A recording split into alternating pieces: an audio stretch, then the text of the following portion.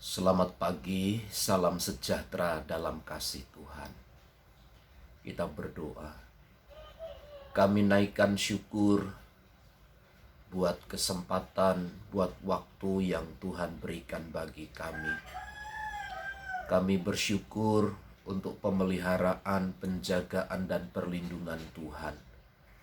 Dan kami akan menjalani hari yang baru ini dengan kami mengizinkan firman-Mu untuk tertanam di dalam hati dan pikiran kami sebagai dasar dan pijakan untuk membentuk dan mengubah hidup kami di dalam Engkau. Di dalam nama Tuhan Yesus. Amin. Mazmur 119, 118, ayat 5. Dalam kesesakan aku telah berseru kepada Tuhan, Tuhan telah menjawab aku dengan memberi kelegaan. Setiap orang pernah mengalami kesesakan. Tetapi pertanyaannya adalah dalam setiap kesesakan hidup itu kita bermohon, berharap, bersandar kepada siapa? Siapa di sini adalah menjadi penentu bagi kehidupan seseorang selanjutnya. Siapa di sini adalah menjadi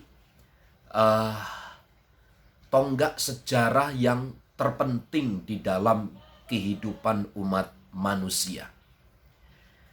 Bagi pemazmur, bagi umat Allah, seharusnya ketika seseorang berada di dalam kesesakan, hendaklah dia berseru kepada Tuhan. Hendaklah seruannya itu disampaikan kepada Allah. Teringat akan saya peristiwa seorang pemimpin bernama Musa. Musa adalah seorang yang diutus oleh Allah.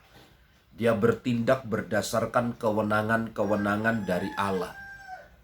Namun toh demikian, kepemimpinannya tidak berjalan mulus. Bangsa Israel yang disebut sebagai umat Allah selalu memberontak kepadanya, yaitu ketika mereka berhadapan dengan kesulitan-kesulitan yang membuat hidup mereka disesakkan oleh kesulitan-kesulitan tersebut. Musa sebagai seorang hamba Tuhan, satu-satunya jalan adalah dia meminta petunjuk kepada Tuhan. Acap kali dia berseru kepada Allah dalam semua himpitan hidup yang dia alami. Sebab bagaimana mungkin seorang pemimpin memilih jalan yang berbeda dari apa yang diembannya. Karenanya Bapak Ibu Saudara, sebagai umat Allah, hendaklah kita pun demikian. Di dalam kesesakan-kesesakan yang kita alami, kita harus berseru kepada Tuhan.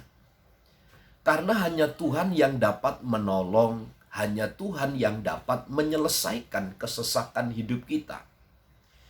Tuhan telah menjawab aku dengan memberi kelegaan. Ada satu jaminan bagi orang-orang yang berseru kepada Tuhan. Mereka akan mendapatkan kelegaan. Injil Matius berkata, "Marilah kepadaku semua yang letih lesu dan berbeban berat. Aku akan memberi kelegaan kepadamu."